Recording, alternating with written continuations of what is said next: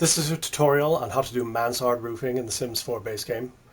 I used this technique when I built this building over here, my chateau. Mansard roofing is when you have really steep roofing sections with a flat top, or mostly flat top, right above them. There are a lot of people who've been asking about how to do this. It used to be in earlier versions of the Sims games, but isn't yet in the Sims 4. And I wanted to show people some of my techniques that I use when doing mansard roofing.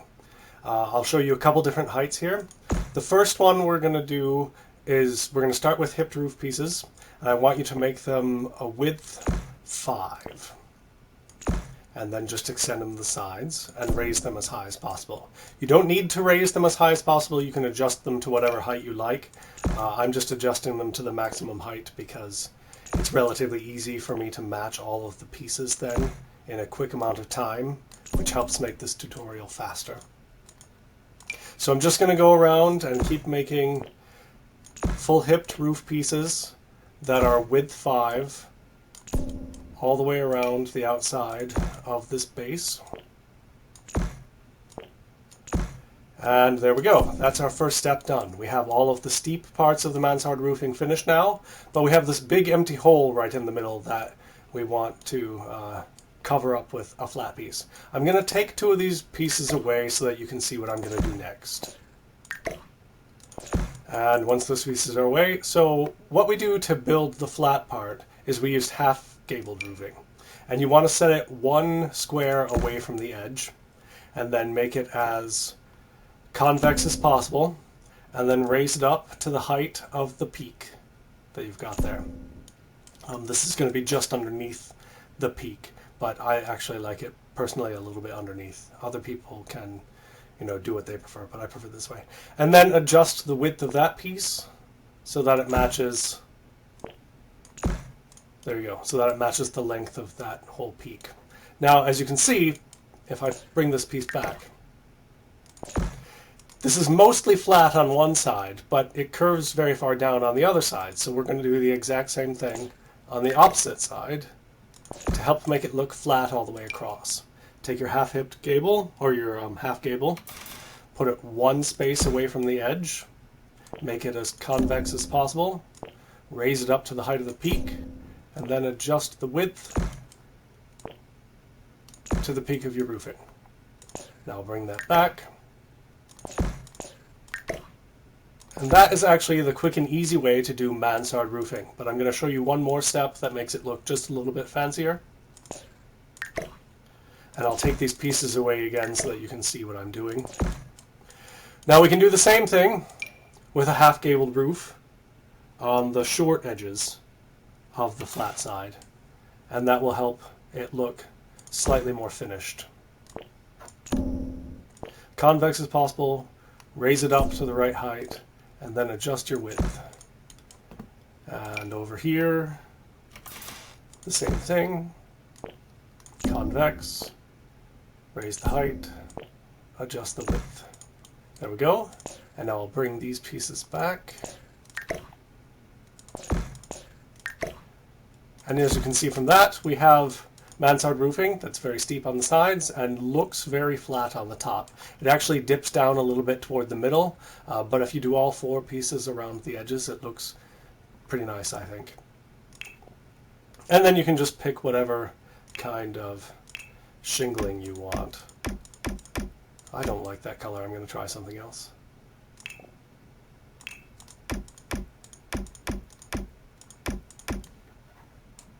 That's slightly better.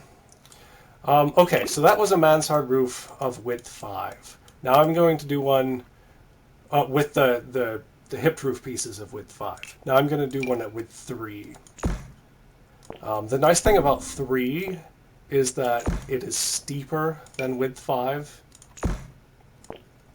And if you've seen very many of my buildings, you probably are already aware of the fact that I prefer very steep roofing. So in part, this is just because my preferences are for steeper roofing. But I also wanted to show you what happens when you have a much wider flat section in the middle of your mansard roofing. So here we have a flat section that's only 2 squares wide, and it was very easy for us to do the flat apart for. This one is 4 squares wide now, and it's a little bit different technique that we're going to use. I'm going to take away 2 of these again so that you can see what I'm doing. Now let me explain why I'm putting the half gable 1 square away from the edge like this. If I show you on this side, if I put it all the way out to the edge, and then I make it convex, and then I raise it up, all I'm going to be doing is sticking out from the side of my building, and I don't want to do that. So I have to be 1 square in from the edge to make sure that when I make it convex like that, it doesn't stick out of the side of the roofing that's already there. Now, as you can see, we can't just raise this up to the right height now because we've got an extra square to fill. Well, the easy thing, and the thing that might make the most sense, is just to extend this 1 more square so that our half gable reaches all the way to that part of the roof. But if I put this roof piece back, you'll see that that actually gives us a really strong dip in the middle, and we're starting to lose the effect of the flat roofing on the top of the mansard. So there's a way to get around that. When you've got wider and wider mansard roofing that you want to deal with, instead of just making a curved half gable that's the entire width of the space that you're trying to fill, I actually make it a little bit shorter and instead extend the eaves. If you hold down the shift key, you can extend one side of the eaves at a time, and as you notice, when you have curved half gables, extended eaves are always completely straight, no matter how far you extend them. So that's one of the ways that helps it look like it's a flat roofing top as opposed to something curved. And then we'll just extend this so that it reaches the edges all the way around. Again, you can adjust the height if you want to make it closer to the peak, but I actually like the peaks to be a little bit higher than my flat edges. That's just personal preference. And now I'll do the same thing on the other side.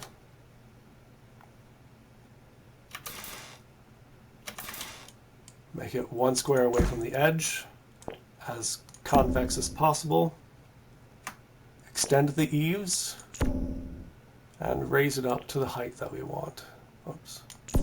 And then the width that we want.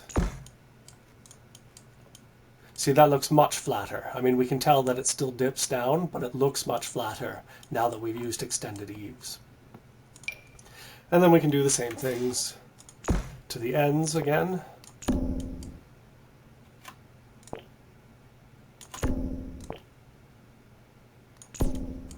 Once you've adjusted your height, then you can adjust your width.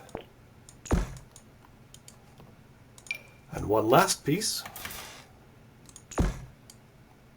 Oops, I put that too close.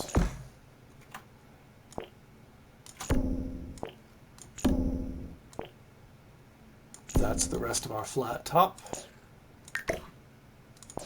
Put the sides back on. And there you go. There's a wider mansard roof piecing, and you can see that that looks much flatter than it did before. Now, we did this one with half-hipped roofing or full-hipped roofing with width of 5 squares, and we did this one with a width of 3. And that's because it's much easier, unless you're working on the diagonal, then it doesn't matter. But it's much easier if you're not building on the diagonal to use hipped roofing with an odd number of squares as the width, and I'll show you why. We'll make this one, this 5 here, let's just make it 4 for a second. If I make this all width 4, all right, and then I want to bring the flat edges down to match it, we're going to run into some problems. First of all, I need to extend my eaves, which isn't a problem. We've seen how to do that. It's pretty easy. I'm just going to extend them all quite quickly so you can see. But when I then go to adjust the height, I find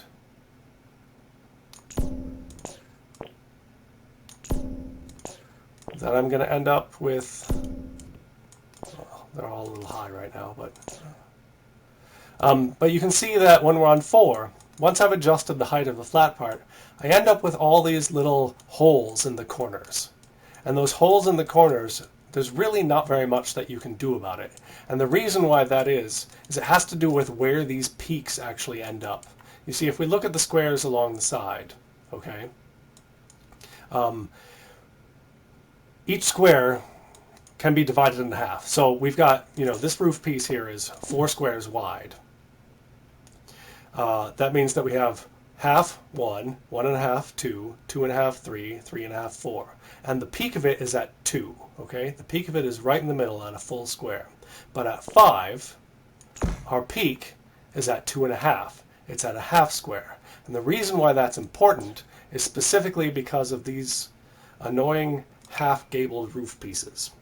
Because as much as I can extend this by a half a square at a time, I can't extend or retract in this direction, in the sideways direction, at all. Which means that I'm always going to be hanging a half a square away from this wall.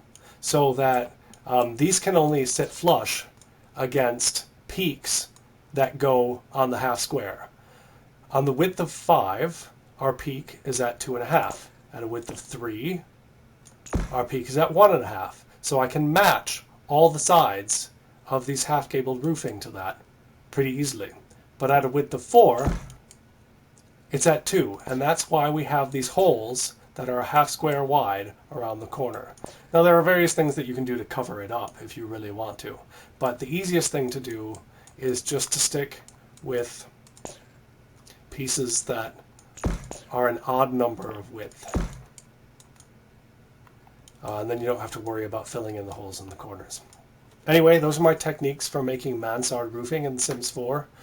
If you have any questions, please let me know, or if there are any other things that you would like tutorials for regarding roofing, I'm certainly open to that. You can leave me a comment on the forums. Until my next build then, I hope that you all have a happy time building.